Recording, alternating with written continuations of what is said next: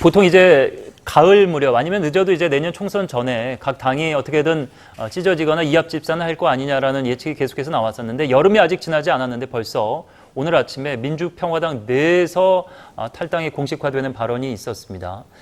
여론조사를 봐도 근 몇 달 동안 거의 존재감이 없이 4, 5% 선에 묶여 있었었는데 유성엽 평화당 원내대표가 대한정치 소속 의원 전원이 당을 떠나기로 했다. 한 10여 명 된다는 얘기가 있는데요. 월요일까지 시간이 있으니 극적 타협이 있기를 바란다. 예정대로 탈당을 한다면은 평화당이라는 이름 하에 남는 의원은 6명 정도가 될 텐데 정동영 대표는 어떤 선택을 할 것인가? 당권파는 원하는 거 다 들어주겠다. 근데 당권은 못 내준다. 이겁니다. 네. 탈당파는 당권 내려놓지 않으면 우리 탈당한다. 월요일 날 시간을 정해놨습니다. 예. 근데 문제는 당권파도 탈당파도 다음 총선의 비전을 보여주지 못하는 건 마찬가지라는 거예요. 그러니까 당권파는 평화당의 미래에 대해서 얘기를 못하고 있고 예. 탈당파는 결국은 제2의 국민의당 이 이야기밖에 안 되는 거거든요.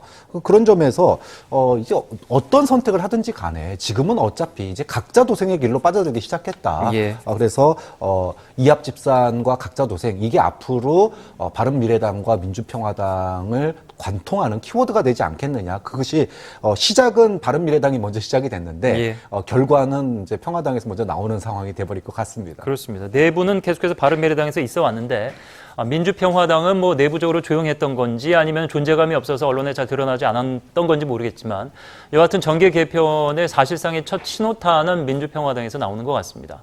바른미래당은 그렇다면은 계속 이 상태를 유지하면서 언제까지 갈 수 있을 것인가? 지상욱 의원이 태어나서 이런 정치는 처음 본다. 손학규 대표 평화당과 합당 개편 논의 그동안 쓰셨던 이부자리 내드릴 테니 원래 계셨던 곳으로 돌아가시길 바란다.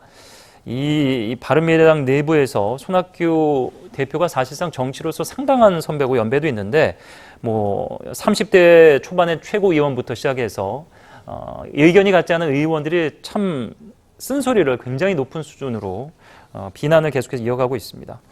바른미래당 입당서에 있던데 사실이 아니다. 최근 보니 우리보다 상태가 더 안 좋더라. 이런 한 번 더 아픈 아이, 우는 아이에게 한 번 더 매질을 하는 이런 얘기를 하기도 했습니다.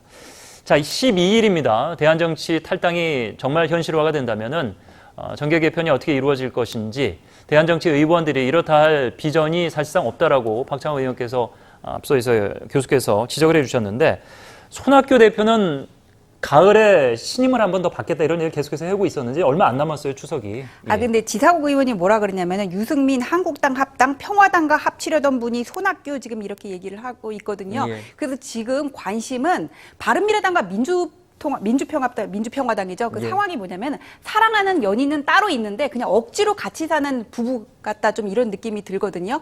그래서 저희가 어떻게 해쳐보건 당대당 통합이건 어떤 식으로건 이렇게 재편성이 이루어질 거라는 거는 이제 명약 관화한 사실인데 그 과정이 지금 문제가 돼요. 그래서 지금 대한정치연대가 탈당이 현실화돼 있다고 하는데 이 10분이 독자적인 세력을 구축하기엔 약하거든요. 그래서 나오는 세 가지 시나리오가 뭐냐면은 하나는 바른미래당 입당이고 하나는 이제 호남계 바른미래당 의원들과 해쳐 모여하는 거, 또 이게 마지막 하나는 신당을 창당해서 바른미래당과 당대당 통합 이런 얘기들이 나오고 있는데 그 과정이 어쨌건 빠지지 않고 들어가는 거는 호남계 바른미래당과 합한다는 거거든요. 근데 바른미래당도 지금 내분 위험이 있는 거잖아요. 그래서 결국 이 대한정치연대와 그다음에 손학규계 바른미래당 의원들과 호남계 바른미래당이죠.